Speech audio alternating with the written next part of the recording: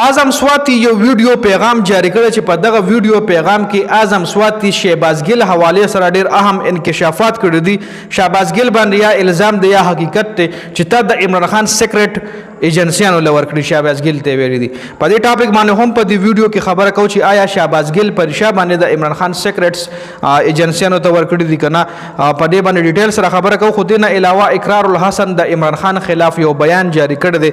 یقینا چې د پی ټی آی کارکنان د پی ټی آی لیډرشپ په دې باندې ډیر زیات غوسه وي ځکه شهباز ګل اقرار الحسن ډیر عجیبه خبرې د عمران خان حواله سره کړې دي. په دې باندې هم ډیټیل سره خبره کوو. دا دوه ټاپکس ډیټیل سره په دې ویډیو کې ډیسکس کوو. ویډیو خپل هم مکمل ګورئ او مخکې ملګرو سره ضرور شریک کړئ. شهباز ګل کتا سو ګورئ دا د پی ټی آی یو ډیر اهم لیډر خو دې چې کله په پی ټی آی باندې سخت روز راغی د گرفتار شوی هم د وهل ټکل هم خړلې خو هغه نه پس د امریکا لډر په وخت باندې تللی دی.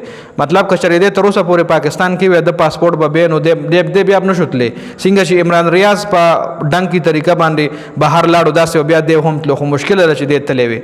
نو شهباز ګل ډېر په وخت باندې ځان امریکا لوي چې امریکا نه د پی ټی آی نمائندګي کوي. په امریکا کې د پی ټی آی आवाज اوچتای. خو اوس چې کم اعظم سواتی دی د پی ټی آی اوم دا یو ډېر غټ لیډر دی. سېنیټر الیکشن هم غټلې اوس د پی ټی آی طرف سېنیټر هم دی. نو د ډېر غټ انکشافات کړی دي.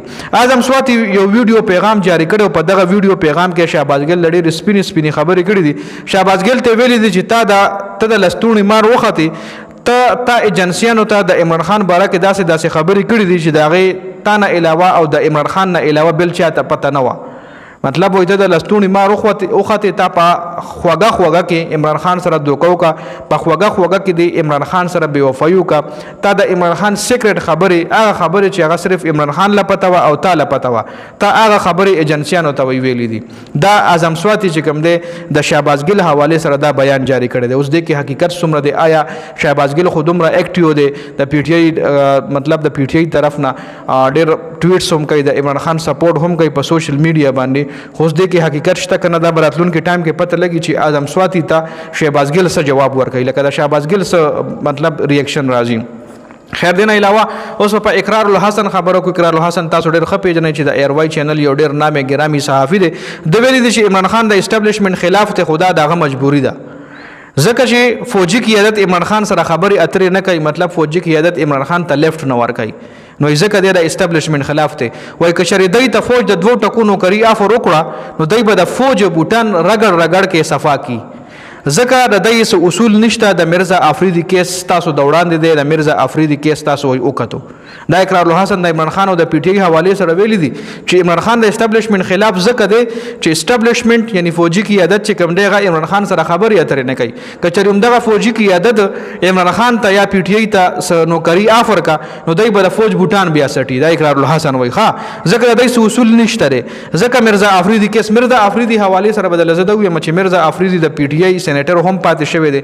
خو چې کله پی ټی آی باندې 9 مای واقعیاتو نه پس سخت ورځ راغی نو دا مرزا افریدي پریس کانفرنس کو د پی ټی آی سره دوکاو کا.